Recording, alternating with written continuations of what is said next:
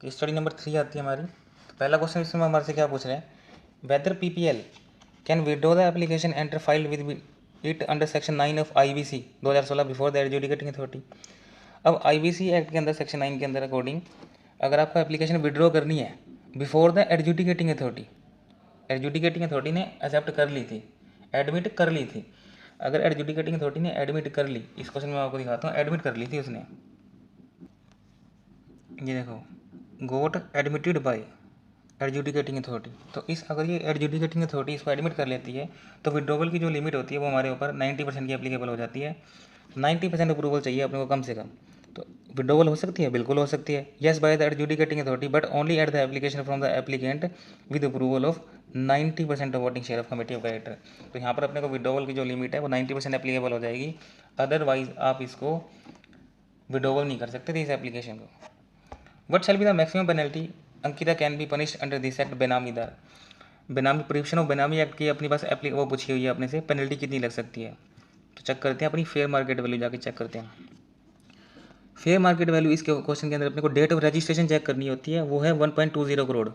ध्यान रखना, date of registration date check करनी है अपने को, फेयर वैल्यू चेक करनी है कब, डेट ऑफ रजिस्ट्रेशन डेट पे, ना कि fair market value date of the order. ये पंगे लेता है अपने से इंस्टीट्यूट जान के, दो दो अपने को वैल्यू दे देते हैं, अपने को चेक करनी है date of registration, date of registration. तो यहाँ पर इसकी 1.20 है, तो मैक्सिमम पेनल्टी कितनी लगती है, 25% of fair market value, 25% of fair market value, और रिग्रेस इम्प्रिजनमेंट होती है 7 साल की। ये दोनों लगेंगी, 7 साल की रिग्रेस इम्प्रिजनमेंट है, और 25% ऑफ 1.20 यानी कि 30 करोड़। तो आंसर ढूंढो, 7 साल प्लस 30 लाख, 7 साल प्लस 30 लाख, अपना आंसर मैच हो रहा है, 7 साल plus 30 lakh, D answer match हो रहा है अपना। बी मत लगा देना, वहाँ पे और है, पेनल्टी में एंड है, दोनों चीज़ें लगेंगी अपने ऊपर। Whether DDR is required to register the real estate project light and RERA. अब इसके अंदर क्या होता, उसने ना 8 विंग्स थे, 8 विंग्स और 6 फ्लोर ईच है। तो रेरा एक्ट के अंदर आपको रजिस्ट्रेशन करवाना होता है ना, उसके अंदर कहता है अगर आपके कोई फेसिस के अंदर है ना तो वो सारे फेसिस कंसीडर किए जाते हैं। अब मान लो 8 विंग है, 6 फ्लोर ईच है, तो मतलब आपके 48 तो वो फेसिस ही हो गए। तो जब आपको रजिस्ट्रेशन करवाना है ना तो 48 के 48 फेसिस को हम कंसीडर करेंगे, ठीक है। तो पहला पॉइंट अपने से यही पूछा हुआ इसने कि कितने फेसिस आप उसके अंदर कंसीडर करेंगे। Yes, because in aggregate 48 units to be constructed considering all faces.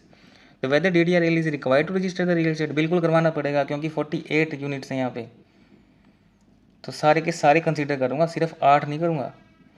Aggregate 8 into 6 48 units को हम कंसीडर करेंगे ऑल फेसिस, रजिस्ट्रेशन तो इसको करवाना पड़ेगा। अब अगला क्वेश्चन कहता है कोई इसने वोलेशन करी है, इसने ने क्या करा, यूआईजी 2,75,000 निकलवा लिए। अब आपको पता है 2.5 लाख से ज़्यादा आप निकलवा नहीं सकते, और 2.5 लाख से ज़्यादा आप जितने निकलवाते हो ना उसका 3 गुना आपके ऊपर पेनल्टी लग जाती है। अब 2.5 लाख से ज़्यादा कितने हैं यहाँ पर, 25,000 यूएसडी, तो 25,000 गुना 3 75,000 आपके ऊपर पेनल्टी लग जाएगी। Simple question, direct question. 75,000 कहाँ आ रहा है अपना, सी में आ रहा है, आंसर सी हो जाएगा। How many registration DDR needs to be take under the RERA for its object project affairs mention if any of the required to be registration. वो 8 विंग थे, 8 तो रजिस्ट्रेशन करवानी ही करवानी है अपने को, 8 तो करवानी ही है, लेकिन इस क्वेश्चन के अंदर ना एक और करवाना पड़ेगा आपको। उसमें क्या गलती कर दी इसने, चलो दिखाता हूँ मैं आपको। 8 तो करानी करानी है आपको रजिस्ट्रेशन, 8 विंग थे।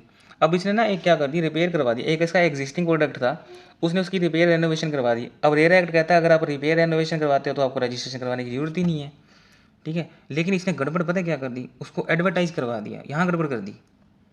एडवर्टाइज नहीं कराना था भाई, एडवर्टीजमेंट कराते। अगर आप किसी प्रोडक्ट की, देखो वैसे तो रिपेयर रेनोवेशन के ऊपर आपको रजिस्ट्रेशन करवाने की जरूरत नहीं होती, लेकिन अगर आपने उसकी रिपेयर करवा, उसकी आपने एडवर्टीजमेंट करवा दी ना, एडवर्टीजमेंट करवा दी, तो आप फंस जाओगे। तो आपको फंसने का मतलब रजिस्ट्रेशन करवाना जरूरी हो जाएगा। तो मतलब 8 + 1 इसको 9 करवाने पड़ेंगे।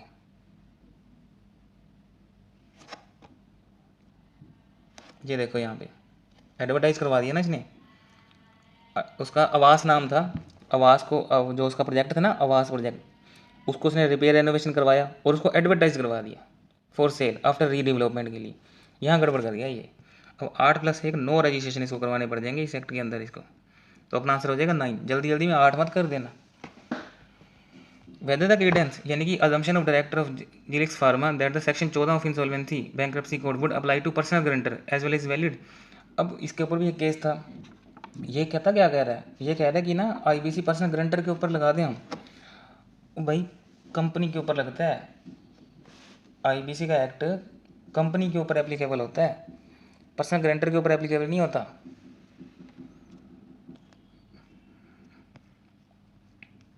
ये देखो इशू क्या था कि वो पर्सनल गारंटर के ऊपर लगाना चाहता है।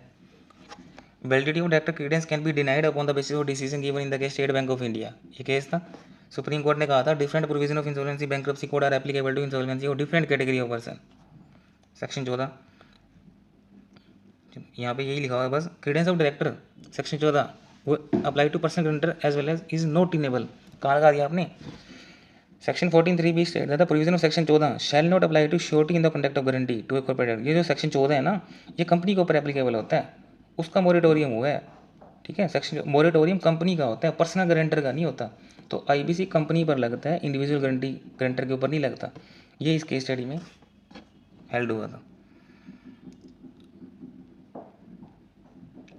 Whether Mr. Suri is required to take prior approval of Pax Bank India remitting money to Houston for treatment of his father and stay of Kunal।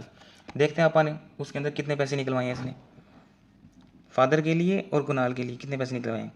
4 lakh रुपए इसने निकलवाए हैं, हॉस्पिटल के लिए इसको चाहिए, against the estimation given by the doctor. अब देखो अगर आपको क्या है, वैसे तो 2.5 लाख अलाउड होते हैं लिबरलाइज स्कीम के अंदर, लेकिन इमिग्रेशन हो गया, एजुकेशन हो गई, हॉस्पिटल हो गया, इस केस में आप 2.5 लाख से ज़्यादा पैसे निकलवा सकते हो। बस सामने वाले से ना एस्टिमेशन करवा लिया करो।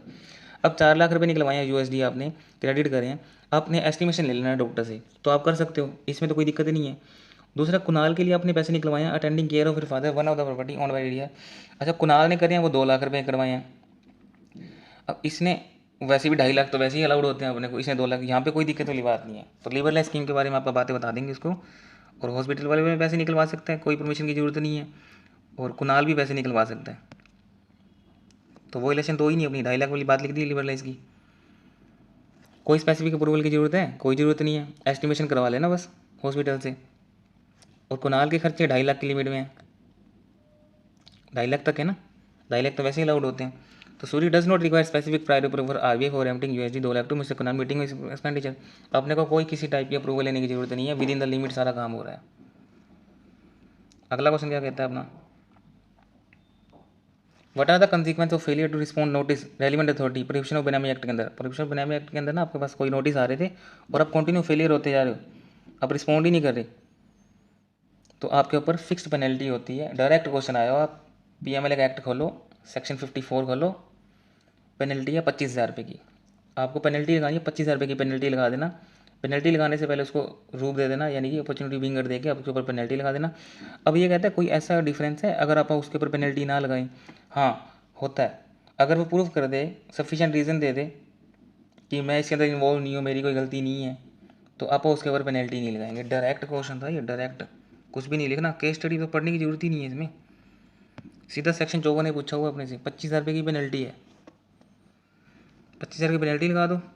Penalty shall be impose by authority who has issue summon called information principle of natural justice आप इसके no order under section shall be pass authority unless person opportunity बिंगर दिए बगैर आपको पेनल्टी नहीं लगानी। No penalty shall be impose if person prove कर दे कि गुड एंड सफिशिएंट रीजन है। तो शूरी में request writing to concern authority explain the whole of the situation बता देगा, डॉक्यूमेंट्री प्रूफ दे देगा कि वो बिजी था, अपने फादर के ट्रीटमेंट करवा रहा था अब्रोड के अंदर, इसीलिए तो मैं उसका क्या कर नहीं पाया, आपको रिप्लाई नहीं कर पाया। सफिशिएंट रीज़न दे दो, आपके ऊपर पेनल्टी नहीं लगेगी, वेव कर देंगे आपको पेनल्टी। तो वैसे तो आपके ऊपर 25,000 पेनल्टी है, लेकिन अगर आपने सफिशिएंट रीज़न दे दिया ना कि मैं तो कहीं बिजी था, मेरे पापा का ट्रीटमेंट चल रहा था, कोई दिक्कत नहीं है, वेव कर देंगे आप। तो यहाँ पर अपनी केस स्टडी खत्म होगी।